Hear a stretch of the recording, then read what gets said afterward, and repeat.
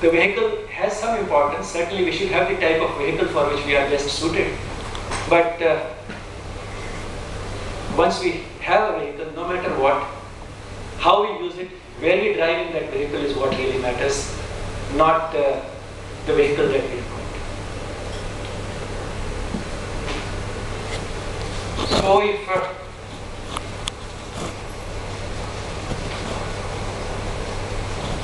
I were to give you a little diagram again to show what we have been talking about. What we have been talking about is two poles at which a human being can be. A pole at which his entire consciousness or awareness is centered around what is visible to the senses, what is at the level of the mind and the intellect, what is easily visible, what can be counted, and the rest, not only he does not see, he may even deny and say that it does not exist. That is one extreme. That is the type of extreme at which a scientist is supposed to be when he is working in his laboratory. But that does not mean that that is the level at which a scientist has to be also in his whole life. That is just okay for that limited purpose of making objective observations. But this is the other pole. This is the pole at which the person is aware of this reality, this picture of reality which can be constructed based on the sensory experience. He is aware of it, but then behind it, beyond it, above it, he is also aware of another layer of reality, the all-pervasive presence of the divine, and he is constantly aware of it all the time, while asleep, while awake, and all his life, all his actions, all his choices are inspired by that awareness. This is the consciousness of the Rishi or the mystic.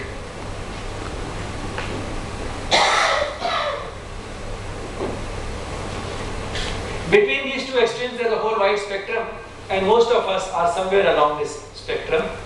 Somewhere along, because there is hardly any of us who would say that all what I can see is the only thing that exists, the rest just does not exist. Most of us do have a dim awareness of something beyond the obvious.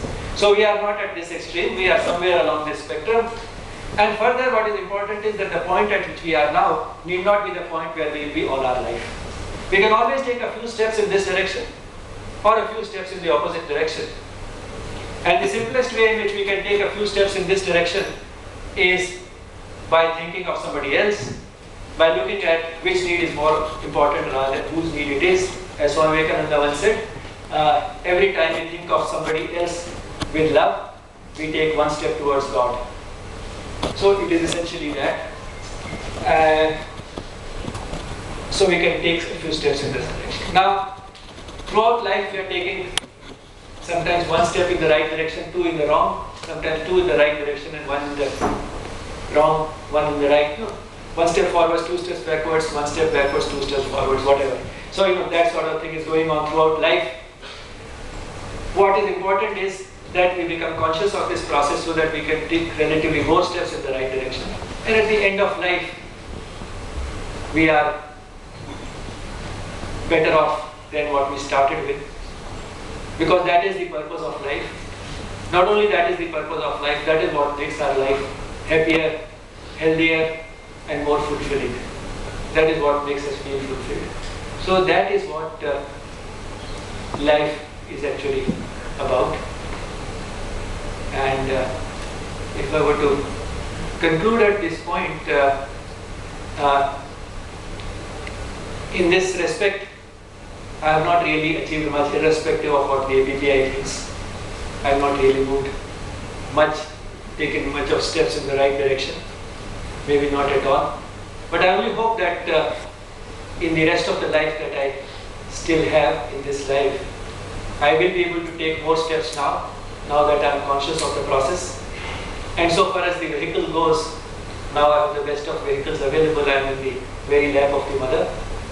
And once I am there, then even if I am not able to always make the right choices, at least whatever I am doing, I feel very comfortable about it. And with that comfort, I probably can be quite content with the fact that She has given me an excellent vehicle. I try to make good use of it, and with her grace probably I can make still better use, because that is certainly always important. Our own efforts are seldom alone enough. So her grace is certainly important.